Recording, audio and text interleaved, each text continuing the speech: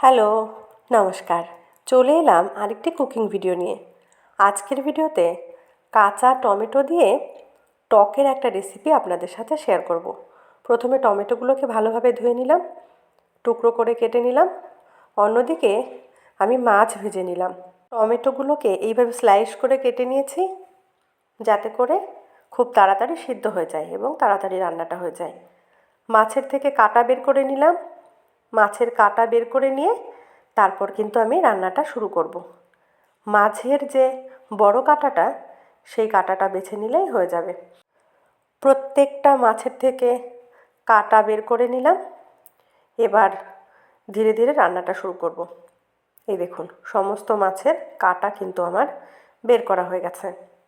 এবার কড়াইতে দিয়ে দিলাম সর্ষের তেল, ফোড়নে দিয়ে দেব সর্ষে। এবার দিয়ে দেব কেটে রাখা টমেটো। সবুজ টমেটোর টক, এটা কিন্তু খুব একটা মানুষ জানি না খায় কি না, আমরা তো খাই।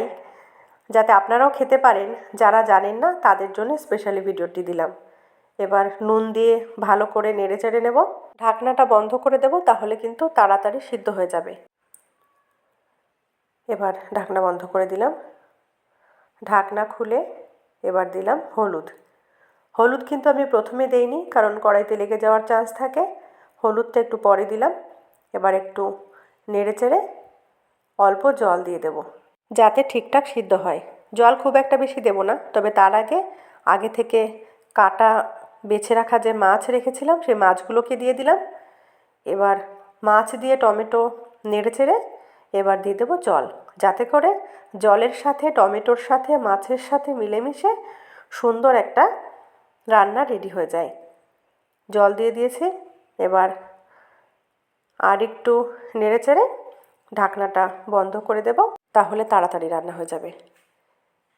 এইবার ঢাকনা তুলে নিয়েছি। এই দেখুন, প্রায় শুকিয়ে এসছে। এবার ভালো করে খুন্তির সাহায্যে মিশিয়ে দেব মাছ, টমেটো আর যে অল্প জল আছে সেটা ভালোভাবে নেড়ে চেড়ে মিশিয়ে দেব। রান্নাটা কিন্তু ঝোল ঝোল থাকবে না, একদম শুকিয়ে যাবে, একদম শুকনো শুকনো হবে। আরও একটু জাল দিতে হবে, যাতে করে ঠিকভাবে টেনে যায় এবং রান্নাটা মাখো মাখো হয়।